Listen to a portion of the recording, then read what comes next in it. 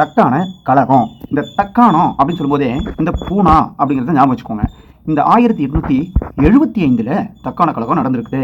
பூனா மாவட்டத்தில் உள்ள விவசாயிகள் ஒரு கழகத்தில் ஈடுபட்டாங்க. ஏன் அப்படின்னு கேட்குறீங்களா? இவங்க எல்லாருமே வட்டிக்காரர்களினுடைய அடக்குமுறையை எதிர்த்து தான் கழகத்தில் ஈடுபட்டாங்க. எப்பயும் போல தான் வட்டிக்கு இடத்த வாங்கிட்டு வட்டிக்கு பணம் கொடுக்குறாங்க.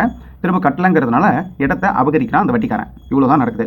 இந்த பூனா மாவட்டத்தில் ஒரு கிராமத்தில் ஒரு வட்டிக்காரருடைய சொத்துக்களை மக்கள் வந்து கைப்பற்றி அந்த வட்டிக்காரனை கிராமத்தில் இருந்து வெளியேற்றுறாங்க. இதுதான் பின்பு வந்து புரட்சியாது தொடங்க ஆரம்பிக்குது. இந்த புரட்சி பிறகு இந்த பூனா அந்த மாவட்டத்தில் இருந்து ஒரு கிராமத்தில் நடந்த விஷயம் கிட்டத்தட்ட 33 இடங்களுக்கு கிராமங்களுக்கு பரவ ஆரம்பிக்குது. இந்த பூனாவில் ஒரு கிராமத்தில் நடந்த அந்த புரட்சி கிட்டத்தட்ட 33 கிராமங்களுக்கும் பரவ ஆரம்பிச்சதுன்னு தெரியுது. இதில் மார்வாடிகள் எல்லா இடத்துலையும் பார்த்தீங்கன்னா விவசாயிகளால் மார்வாடிகள் வந்து தாக்கப்படுறாங்க. அவங்களுடைய சொத்துக்கள் கொள்ளையடிக்கப்படுது. இதனால் மார்வாடிகள் வந்து காவலர்களினுடைய உதவியை நாடுறாங்க. இப்போ காவலர்கள் வந்து விவசாயிகளை அடக்கிற மாதிரி ஒரு சூழ்நிலை வருது. இதில் விவசாயிகள் வந்து தன்னுடைய மொத்த சக்தியும் பயன்படுத்தி காவலர்களையும் எதிர்க்கிறாங்க.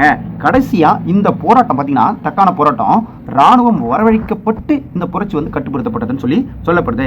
இதனுடைய விளைவு என்ன ஆச்சு அப்படின்னு பார்த்தீங்கன்னா இந்த தக்கான விவசாயிகளை வந்து மீட்பு சட்டம்னு சொல்லி ஒரு சட்டத்தை இவங்களுக்காக உருவாக்குறாங்க. இதை நிறைவேற்றப்பட்டதுனால தான் விவசாயிகள் வந்து அவங்களுடைய குறைகள் எல்லாமே இதன் மூலயமா தன்னுடைய குறைகளை களைஞ்சிக்கிறாங்க.